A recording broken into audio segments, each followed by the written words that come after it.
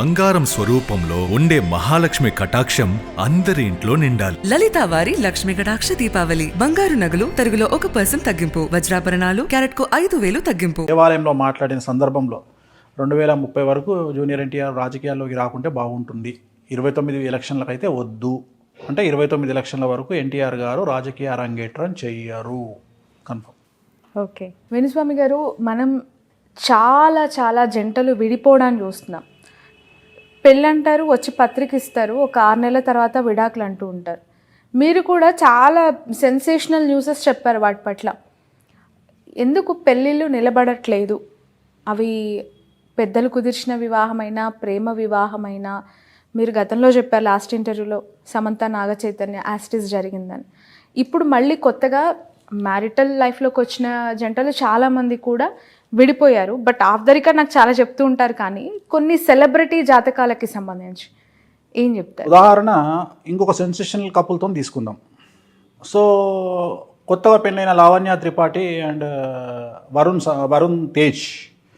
So ఆ ఇద్దరు జాతకాల్లో గురువు శుక్రుడు నీచంగా ఉన్నాడు కాబట్టి నాకు తెలిసి వాళ్ళు కూడా రేపొద్దున ఫ్యూచర్లో కలిసి ఉండే అవకాశాలు లేవు. సో ఏమైపోయింది అంటే, నేను ఇట్లా చెప్పంగానే వీడికి ఏం పని లేదా, పాట లేదా, వీడు పెళ్ళిళ్ళు చేసుకుంటుంటే డివోర్స్ అని మొత్తుకుంటుంటే వీడికి పిచ్చి లేచిందా అన్నట్టు అయిపోయింది. నేనేం చెప్తున్నా అంటే, ఈ పెళ్లి చేసుకొని విడిపోవడం కంటే చేసుకోకుండా తగలడం రా అని నేను చెప్తున్న పాయింట్. అంటే జాతకంలో ఉండే దోషాలను బేస్ చేసుకొని మాట్లాడతాను నేను మిగతా విషయాలు మాట్లాడా.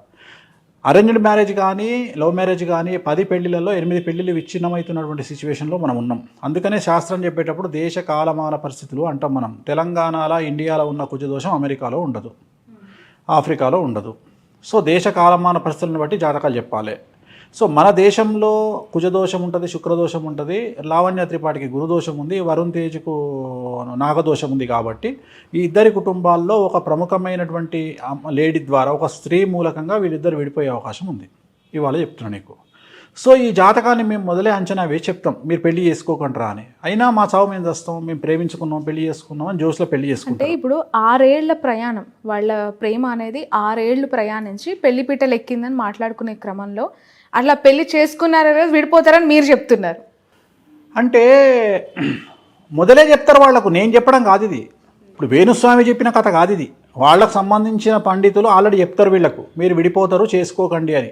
అయితే వీళ్ళ ఓవర్ కాన్ఫిడెన్స్ ఏంది అంటే, మేము కలిసి ఉంటాం, మీరెంత మా ముందరా అనుకొని చేసుకుంటారు. అది ప్రేమికులకు ఉండాల్సిన ప్రథమ లక్షణం, నేను కూడా కాదంటలేను. నాది కూడా ప్రేమ వివాహం కాబట్టి. కానీ పెళ్లి చేసుకున్నాక అస్సలు టార్చర్ స్టార్ట్ అవుతుంది. పెళ్ళి ఎప్పుడు, నేను ఇంతకుముందు కూడా చెప్పిన నీకు, ప్రేమించిన అమ్మాయిని సంపాదించడం గొప్ప కాదు, పెళ్లి చేసుకున్న తర్వాత అమ్మాయిని కాపాడుకోవడం గొప్ప అనేది నా ఉద్దేశం. రెండోది ఏంటంటే, ఎప్పుడు కూడా మగవాడు అణిగిమణిగి ఉండాలి. ఈ కలియుగంలో మగవాడు రెచ్చిపోతే వర్కౌట్ కాదు. ఎట్లాగో ఆడవాళ్ళు రెచ్చిపోతారు. ఎందుకంటే ఆడవాళ్లకు వర్క్ బ్యాలెన్సింగ్, వర్క్ స్ట్రెస్, ఇంటి స్ట్రెస్ వల్ల బ్యాలెన్స్ చేయలేకపోయినప్పుడు లేదా ప్రకృతి నియమాల ప్రకారం డేట్ వచ్చినప్పుడు మెన్సెస్ టైంలోనో వాళ్ళు బరస్ట్ అవుతారు. దాన్ని అర్థం చేసుకోగలగాలి. హార్మోన్ ఇన్బ్యాలెన్స్, థైరాయిడ్ ప్రాబ్లం వల్ల, పీసీఓఎస్ల వల్ల వాళ్ళు ఏదన్నా అరిచి మాట్లాడినా 10 నిమిషాలు సైలెంట్గా ఉంటే కథమైపోతుంది కిస్సా. కానీ మనోళ్ళు అట్లా ఉండదు కదా. దాన్ని సీరియస్గా తీసుకొని మగోళ్ళు మేధావులు మమ్మల్ని తిడతావా నువ్వు అని పెళ్ళాం మీదకి అరవడము, అది ఎక్కడికో దారితీసి విడాకులకు దారితీస్తాయి. సో దీంట్లో అత్త ఒక క్యారెక్టర్, తల్లి ఒక క్యారెక్టర్, తోటికోడలో క్యారెక్టర్, వీళ్ళందరూ వచ్చి పెంట పెట్టడం వల్ల విడాకులు అవుతాయి. అయితే మీరు అనొచ్చు ఇవన్నీ సామాజికంగా జరిగే అంశాలు కదా, జాతకానికి ఏం సంబంధం? దాంట్లోనే డిసైడ్ చేస్తాం. గురువు నీచంలో ఉంటే ఒక ప్రాబ్లం ఉంటుంది, శుక్రుడు నీచంలో ఉంటే ఒక ప్రాబ్లం ఉంటుంది, చంద్రుడు నీచంలో ఉంటే ఒక ప్రాబ్లం ఉంటుంది.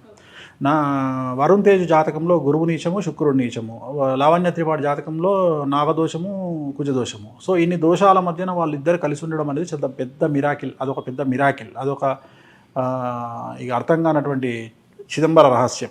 ఓకే, అంటే ఇప్పుడు మెగా ఫ్యామిలీకి సంబంధించి ఎప్పుడు కూడా ఏదో ఒక న్యూస్ టాక్ ఆఫ్ ద టౌనే. మనం గతం మెగా ఫ్యామిలీ అని కాదమ్మా, తప్పది మాట్లాడుకోవడం. ఎందుకంటే ప్రతి కుటుంబంలో ఉంటుంది. వాళ్ళు సెలబ్రిటీస్ కాబట్టి బయట తెలుస్తుంది. మన పక్కింట్లో ఏం జరుగుతుందో మనం, అది సెలబ్రిటీ కాదు కాబట్టి చెప్పం అంతే. సో అలానే అంటే ఇది సెలబ్రిటీ ఫ్యామిలీకి కాబట్టి ఇంత చర్చ కూడా జరుగుతుంది. నేను కూడా అందుకనే చెప్తా కదా, మీరు నాగ చైతన్యకి డివోర్స్ అవుతాయని చెప్పారు, అఖిల్ కి పెళ్లి కాదు డివోర్స్ అవుతాయని చెప్పారు. ఇప్పటి వరకు ఆయన కూడా కెరియర్ కూడా ఎఫెక్ట్ ఉంటుంది, ఆయన సెట్ కాడని చెప్పిన. ఎందుకంటే ఆయన జాతకంలో ఉన్న దోషము, మా చుట్టమేవా నాకీలు, నాకు శత్రువా, ఎందుకు చెప్తా? సో ఇవన్నీ ఉన్నాయి, నేను చెప్పినవి చాలా ఉన్నాయి. నేను చెప్పినవి అన్నీ తవ్వుకుంటూ కూర్చుంటే నేను చెప్పిన 100లో 98 సక్సెస్. నా సక్సెస్ రేట్ 98. నేను చెప్పినవి ఆల్మోస్ట్ ఆల్ జరిగినాయి. నేను చెప్పినవి జరగలేదు అనేది వెతికితే కష్టం, అసలు జరగకుండా ఉండవు. కాకపోతే ఆ టైం వరకు వెయిట్ చేయాలి అంతే. రెండోది ఏంటంటే ఎందుకు చెప్తున్నావు అంటే పబ్లిసిటీ కోసం చెప్తున్నావు. బరాబర్ చెప్తా. నా లైఫ్కు నేనే సీఈఓ. మరి నన్ను నేను ప్రమోట్ చేసుకోవాలి, ఎవడు చెప్తాడు నన్ను? బట్ అలా ఒకరి లైఫ్ ని పబ్లిక్ ఫిగర్స్ సెలబ్రిటీ స్టేటస్ వాళ్ళని మాత్రమే చెప్తా. వాళ్ళ లైఫ్ ని ఇలా మీడియాలో ప్రస్తావించడం వాళ్ళ దృష్టిలో చెడవుతుంది కదా. వాళ్ళ దృష్టిలో చెడు అయినా వాళ్ళ వల్ల కొంతమంది బాగుపడతారనే ఉద్దేశం. సమంత నాగచైతన్య ఎగ్జాంపుల్ వల్ల చాలామంది పెళ్లి చేసుకోకుండా ఉన్నారు నాకు తెలిసిన వాళ్ళు. అంటే వేణుస్వామి నిజాలు చెప్తాడు, సమంత నాగచైతన్యది ఇట్లా అయ్యింది కాబట్టి మేమిద్దరం వస్తాం అని నా దగ్గరకు వచ్చి కూర్చొని, స్వామి గారు మేమిద్దరం పెళ్లి చేసుకుంటాం, మా ఇద్దరికి షష్టాష్టకాలు అయినాయా, మేము చేసుకోవాలా వద్దా అని అడిగితే అమ్మాయి ఏమంటుంది? తల్లిదండ్రులకు చెప్తుంది అమ్మాయి, వేణుస్వామి చెప్పితే నిజంగా నమ్ముతా, లేకుంటే నా పిల్లగానే చేసుకుంటా. కొన్ని అంచనాలు తప్పొచ్చు కదా మీరు చెప్పిన ప్రిడిక్షన్స్. అంచనాలు తప్పవు, టైం తప్పుతుంది. నేను డిసెంబర్ అంటే అది జూన్కి వెళ్ళొచ్చు, నేను జనవరి అంటే జూన్కి వెళ్ళొచ్చు, కానీ అంచనాలు తప్పవు, జరిగి తీరాల్సిందే. పాలలో ఉప్పేస్తే 100% పాలు విరిగిపోవలసిందే. కానీ అది పాలు పొంగినప్పుడు ఇరిగిపోయినాయా, పొయ్యి మీద వెట్టంగానే ఇరిగిపోయినాయా, దించేటప్పుడు ఇరిగిపోయినాయా అనేది తేడా. సో జరిగి తీరాల్సిందే. సో చాలామంది మారుతున్నారు. నేను చెప్పడం వల్ల షష్టాష్టకాల గురించి, సమంత నాగచైతన్య గురించి మాట్లాడినప్పుడు చాలామంది రియలైజ్ అవుతున్నారు. చాలామంది వేణుస్వామి దగ్గరకు వచ్చి మీరు చెప్పింది ఇంకా రబ్బర్ స్టాంప్ అని ఫిక్స్ అవ్వాలి. కాకపోతే నేనేం చేయలేను, నన్ను తిట్టుకున్నా నేనేం చేయలేను. ఇప్పుడు నేను నమ్మే వాళ్ళతో నాకు నా లింక్ అమ్మ, నమ్మనంతో నాకేం పని? ఈ ప్రపంచంలో ఇట్లా 2 చేతులు ఎత్తి నన్ను నమ్మితే నమ్మండి, నమ్మకపోతే నమ్మకండి అని చెప్పింది నేను ఒక్కడనే. ఇప్పటికి కూడా చెప్తున్నా, నేను ఇప్పుడు కూడా చెప్తా, చిన్న చిన్న సమస్యలకు నా దగ్గరికి రాకండి. ఆ సమస్యలు మీ దగ్గర ఉన్న పంతులకో, పురోహితులకో, జ్యోతిష్కులకో చూయించుకోండి. పెద్ద సమస్యలు అయితేనే నా దగ్గరికి రండి, చిన్న సమస్యలకు నా దగ్గరికి రాకండి. పెద్ద సమస్య ఉంటే నా దగ్గరికి రండి. అంటే మీ లెవెల్ పెద్దది, నా లెవెల్ పెద్దది అంటలేను అమ్మా. పెద్ద సమస్య ఉంటే రమ్మన్నప్పుడు చిన్న సమస్యలకు మీరు పరిష్కారం, క్యాన్సర్ లాంటి రోగాలకు నా దగ్గరికి రండి. మీకున్న రోగాలకు లోకల్ డాక్టర్ దగ్గరికి వెళ్ళండి. అప్పుడు అది పెద్దదెట్ అవుతుంది. నేను తోపునని చెప్తలేను కదా. నేను అనేది ఏంటంటే ఆ టైం వేరే వాళ్ళకి ఇచ్చే అవకాశం నాకు వస్తుంది. నాకున్న టైమే తక్కువ, ఎవరికైనా 24 అవర్సే. దాంట్లో నా సోమవారతనానికి 9 గంటల వరకు ఇవ్వ. సో నేను వచ్చేది 12 గంటలకు నేను వచ్చి జాతకం చెప్పుకోవాలి అంటే ఆ 12 నుండి 4 మధ్యలో మహా అంటే 15 మందికి జాతకాలు చెప్తా. సో ఈ 15 మందికి చెప్పుకుంటూ పోతే ఎంతమందికి 8,000 మంది వెయిటింగ్ ఉన్నారు ఇప్పుడు ఈ రోజు కండిషన్. నేను ఎంతమందికి చెప్పుకోగలుగుతా? అందుకని దయచేసి మ్యాక్సిమం నా దగ్గరికి. ఇంకొంతమంది ఏం చేస్తారు, ఇప్పుడు ఒక క్లయింట్ నా దగ్గరికి వస్తాడు, ఒక రెమెడీ రాస్తా, తిరునల్లారు పోయి పూజ చేయించుకొని రండి. పూజ చేయించుకొని వచ్చినాక మళ్ళీ నా దగ్గరికి వస్తా అంటాడు. అయ్యా నువ్వు పూజ చేయించుకున్నావు కదా నాయన, మళ్ళీ నా దగ్గరికి ఎందుకు వస్తావు? రెమెడీ అయిపోయింది, వెళ్ళిపో. మళ్ళీ కలిసి నాతో మాట్లాడు, స్వామి నేను పూజ చేయించుకున్నా అని చెప్తా అంటాడు. సో అందుకని నీ ద్వారా చెప్తున్నా, నా దగ్గరకు వచ్చి రెమెడీ చేసుకున్నాక అవసరం లేదు నన్ను కలవడం. Wait for time. ఆటోమేటిక్గా గ్రహాలు మారినప్పుడు మీ టైం పనిచేస్తుంది, ముందుకు వెళ్ళిపోతారు. బట్ అనేక సందర్భాల్లో మీరు చెప్పింది జరుగుతుంది అంటున్నారు, జరగాలని ఆశిస్తున్నాను, కానీ తప్పినప్పుడు వాళ్ళ నుంచి కొంత వ్యతిరేకత కూడా ఉంటుంది కదా, దాన్ని ఎలా ట్యాకిల్ చేస్తారు? అంటే జాతకంలో జరగకపోవడం అయితే లేదమ్మా, భగవంతుడి దయ వల్ల. నా ఫెయిల్యూర్ ఒక 2% పూజల విషయంలో ఫెయిల్ అయ్యే అవకాశం ఉంటుంది. అంటే వాళ్ళు నాకు సరిగా కమ్యూనికేట్ చేయలేకపోవడం, లేకపోతే నాకు ఇన్ఫర్మేషన్ సరిగా ఇవ్వకపోవడం, అక్కడ ఏమన్నా మిస్టేక్ జరిగి ఉంటుంది. కానీ నేను చెప్పిన ఇన్సిడెంట్ జరగకపోవడం అనేది అయితే లేదు, ఖచ్చితంగా జరిగి తీరాల్సిందే. ఎక్కడ ఫెయిల్యూర్ ఉంటుంది అంటే, ఇప్పుడు నేను ఎక్కడన్నా పూజ చేసిన దగ్గర, వాళ్ళకి రెమెడీలు చేసిన దగ్గర నేను ఇచ్చే రిజల్ట్ వాళ్ళకు వర్కౌట్ కాకపోవచ్చు. అది వాళ్ళ కమ్యూనికేషన్ ప్రాబ్లం వల్ల. అంటే ఇప్పుడు లేటెస్ట్గా మన యూఎస్ నుండి ఒకతను నాకు ఫోన్ చేసి, నాకు పలానా మానసికమైన ఇబ్బందులు ఉన్నాయి, మా ఆవిడకు రెమెడీ చేయండి అన్నాడు. అంటే నేను రెమెడీ చేసిన తర్వాత వాళ్ళ ఆవిడ మానసికంగా బయటపడ్డది. అతను ఫోన్ చేసి సడన్గా అంటాడు, మా ఆవిడకు ఉద్యోగం లేదు అంటాడు. ఉద్యోగాలకు నేను పూజలు చేయగదా నాయన? నేను అన్నా, ఉద్యోగాలకు నేను పూజలు చేయ కదా. నీ ఆవిడకు మానసికమైన సమస్య లేదు అంటే నేను చేసినా బాగుంది, బట్ మా ఆవిడకి ఇంతవరకు ఉద్యోగం రాదు, అది నా ప్రాబ్లం కాదు. సో అక్కడ కమ్యూనికేషన్ ప్రాబ్లం, అతను చెప్పుకోవడంలో కమ్యూనికేషన్ ప్రాబ్లం. నేను చెప్పేది, నేను చేసేది పర్ఫెక్ట్గా చేస్తా, లేకపోతే నేను కాంప్రమైజ్ కాను, అసలు పూజలే చేయ 99%. రెండోది, నేను పూజలు చేసేది నీకు రాత్రి మూటల కట్టలు వచ్చి డబ్బుల కట్టలు వచ్చి పడతాయని చెయ్య. నీకు రాబోయే నివారణ, నీ తలలో పడాల్సిన రాయి నీ కాలు మీద పడడం వల్ల కాలుకు దెబ్బ తగులుతుంది, తలకు దెబ్బ తగలకుండా ఉంటుంది. నీకు జరగబోయే నష్టాన్ని నివారించడానికి మాత్రమే నా పూజలు పనికొస్తాయి. రెండోది, నా పూజలన్నీ కూడా వామాచారంలో చేసే పూజలు. నీకు కసి ఉండాలి, అదృష్టం కూడా ఉండాలి. అంటే నువ్వు వ్యాపారం చేస్తే పక్కోడు 10 రూపాయలు సంపాదిస్తే నువ్వు 100 రూపాయలు సంపాదించాలంటే నా దగ్గరికి రావాలి. అది వ్యాపారంలోనే సాధ్యం, ఉద్యోగంలో సాధ్యం కాదు. ఉదాహరణ, టీచర్ ఉద్యోగం చేసే అతను నా దగ్గరకు వచ్చి, గురువుగారు నేను 1 కోటి రూపాయలు సంపాదించాలంటే మార్గం చెప్తారా అంటే, నీకు దండం రా బాబు పోయి అంట. టీచర్ ఉద్యోగం చేసేవాడు ₹1 కోటి ఎట్లా సంపాదిస్తాడు?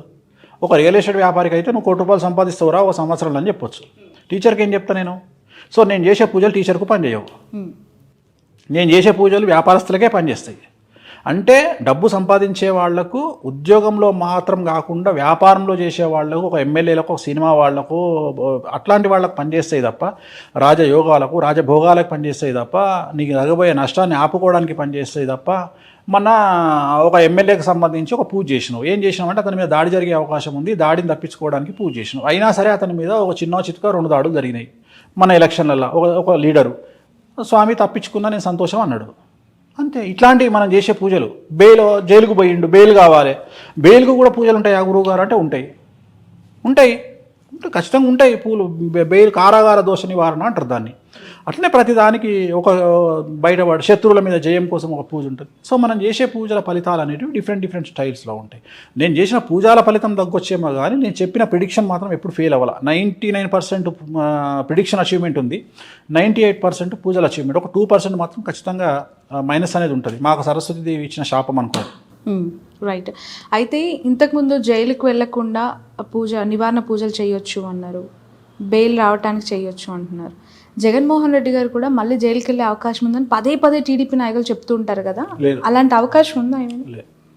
ఉంటే ఈ పూజలు అయిపోయాయి, ఎవరో ఒకరు, ఆయన కాదు ఎవరో ఒకరు చేయిస్తారు కదా. పవన్ కళ్యాణ్ గారి వివాహానికి సంబంధించి మరొకసారి తెర మీదకి వచ్చిన అంశం 3వ భార్యకి విడాకులు ఇస్తారా అని చెప్పి కూడా వైసీపీలో వన్ ఆఫ్ ద ఆరోపణలు చేసే కొన్ని కాంట్రవర్షియల్ స్టేట్మెంట్స్లో ఇది కూడా ఒకటి. 2024 జూలై వరకు అయితే అవకాశం ఉండదు, తర్వాత చెప్పలేం.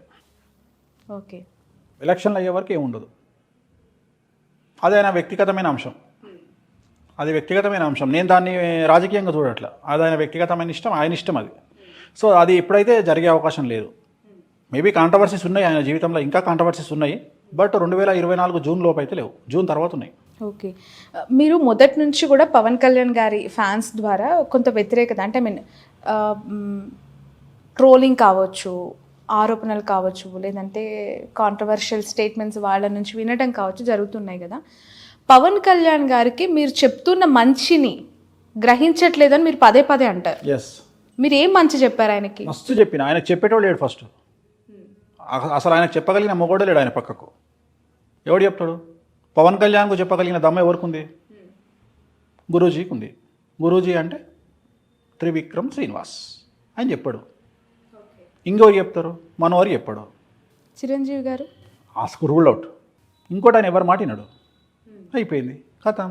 ప్రతి వ్యక్తి జీవితానికి ఒక గురువు అనేవాళ్ళు అవసరం అంటారా? అవసరం. గురువే కాదు, తల్లి, తండ్రి, అన్న, తమ్ముడు, చెల్లె, అక్క, తల్లి, ఎవడో ఒకడు. గురువు అనేవాళ్ళు గురుత్వాన్ని స్వీకరించి వస్తేనే కాదు కదా. ఇప్పుడు ఒక టైంలో ఒక భర్తకు ఒక భార్య కూడా గురువే. చాలామంది అరే పెళ్ళైనాక ఎందుకు పెళ్లి చేస్తారు అసలు మగవాడికి అంటే, వీడు ఎవ్వరి మాట వింటలేడు, వీడు కావరం బట్టి తిరుగుతున్నాడు, పెళ్లి చేస్తే పెళ్ళాం మాటిని సెట్ అవుతాడని చేస్తారు. ఓ, ఇది పనిష్మెంట్